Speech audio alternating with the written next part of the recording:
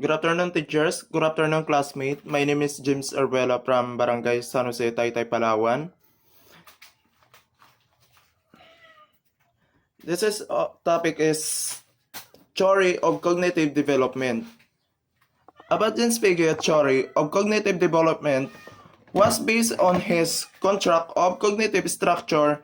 By cognitive structure, Fagin means pattern of physical, mental action underlining act of intelligence.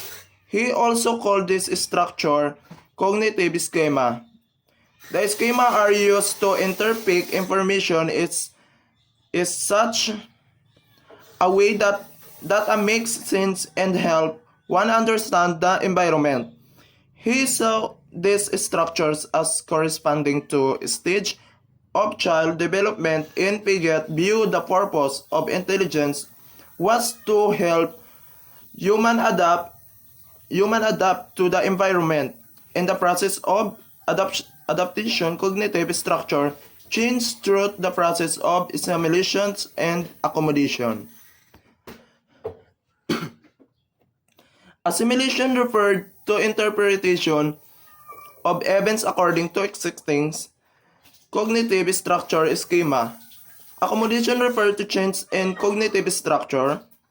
To accommodate change in the environment, cognitive development was conceptualized to be a constant effort to adapt to the environment of continual balance between assimilations and accommodation. As this process of adaptation took place, Piaget agreed a child went through the stage of cognitive development where increasingly complex cognitive processes were used at various stages to solve environmental problems. Private practices, mental health clinics, wild welfare service agencies occupying a variety of professional settings, social workers are united by a shared mission: help others live a better life.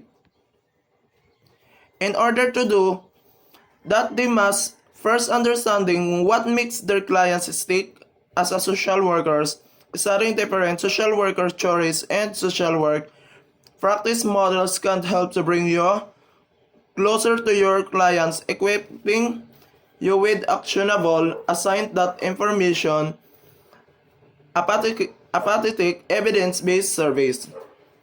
Inspired by the scientific method, social work theories uncover the way of human behavior, while a social work practice models refers how you can effect change for individual couples, families, and communities at large.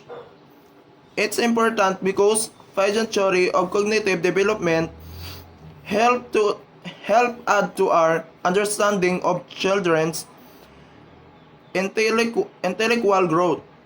It also stressed that children were not merely passive recipients of knowledge. Instead, kids are constantly investigating and experimenting as they build the understanding of how the world works. It is important in social work because while the field of social work is heavily committed to treatment of children and adolescents with behavior problems, it has given little attention to application of vision egocentrism theory to these problems. This paper outlines the theories proposed by Piaget, the reviews subsequent empirical validation and clinical application of this theory. The role of social work and development more sophisticated application of Piaget theory is discussed. Jean Piaget was a Swiss developmental psychologist who studied children and early 20th century. His theory intellectual or cognitive development is published in 1936 is still used today in some branches of education and psychology.